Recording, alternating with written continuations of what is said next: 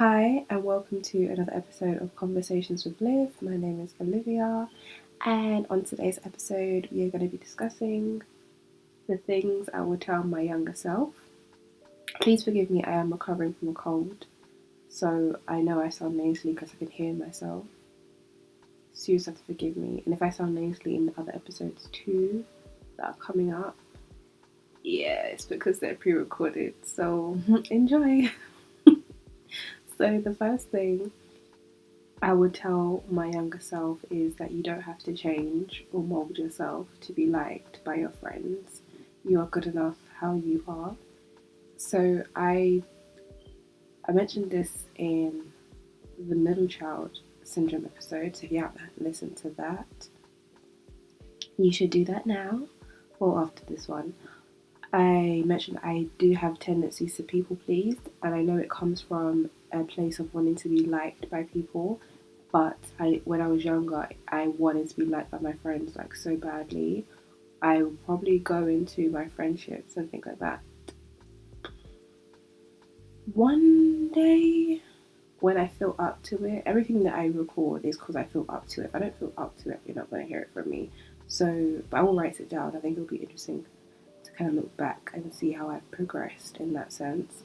But yeah, as a child, I wanted to be liked by everyone. I didn't like confrontation. I'm not a confrontational person now, but I will go through confrontation if I have to, but it's not my favorite thing to do. Like it used to kind of make me feel anxious, like it'll give me a weird feeling in my stomach. Obviously that's some kind of hormone, I don't know which one that is. So I just wanted all my friends to like me because I feel like up to now I'm still a kind person, I'm still a nice person, and I was even nicer as a child. So even though I could be like annoying, I wasn't really the person that you could really do much to for a good reason. It would be like for your own personal vendetta. But anyway, as like a young adult now, you don't like. I'll just tell Olivia like you don't need to be liked by these people. You don't need to be liked by them. Like you're fine not being liked by everybody or by your friends. It's just something that I think I came to realize that probably at 18. Yeah, I was like, you don't need to be. That's actually fine. So yeah, that's one thing I would tell my younger self. The second thing I would tell my younger self is that it is good to have a plan for your life, but it doesn't always plan out the way you want it to be. God is in control at all times. So I mention my I mention I write things down all the time, but it's like I have a diary to for like my year. So I have a yearly diary. Then I have my weekly planner on my door. I have my book to write out my episodes. I have my book for my other ideas. And then I have my journal to write down my thoughts. And then I have my other journal to kind of write down like my Bible study. So I'm a planner. Like there isn't something going to tell me. Oh, and the notes on my phone as well. You're not going to tell me something, or you're not going to plan something with me, and it's just going to be like I don't know, like a 2 minute thing. No, I enjoy planning.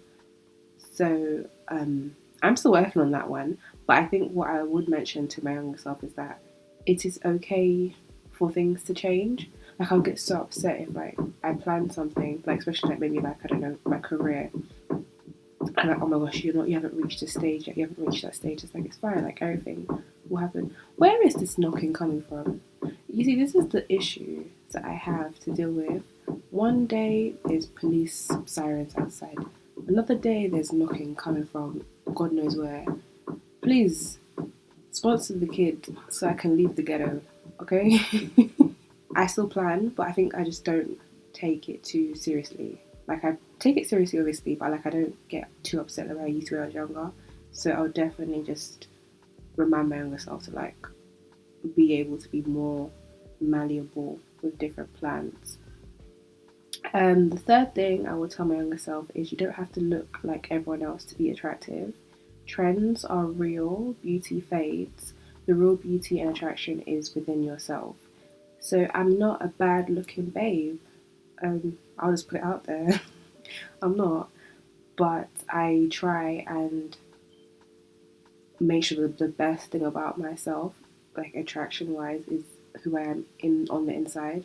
Just making sure I'm a good person.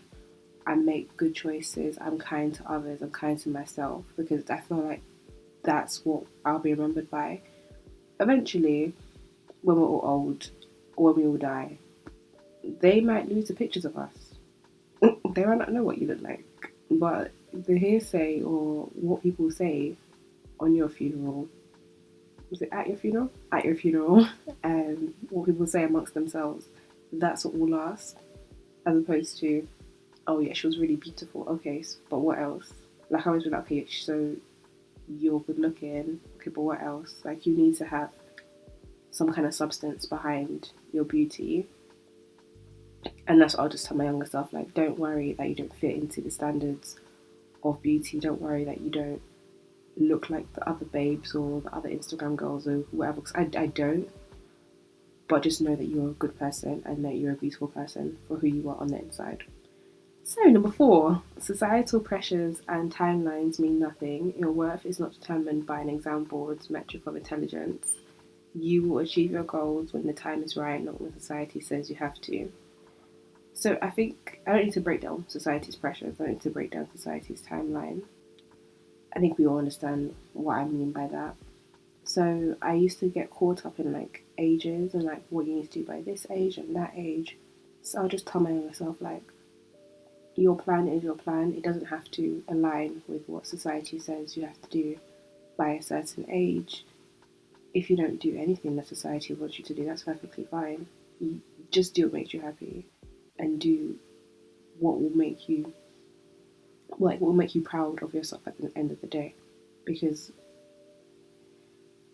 yeah, that's just all that matters really. Number 5 is have fun. Tomorrow is not guaranteed, so do everything that makes you happy. I feel like if you haven't really got the idea, I am very big on happiness.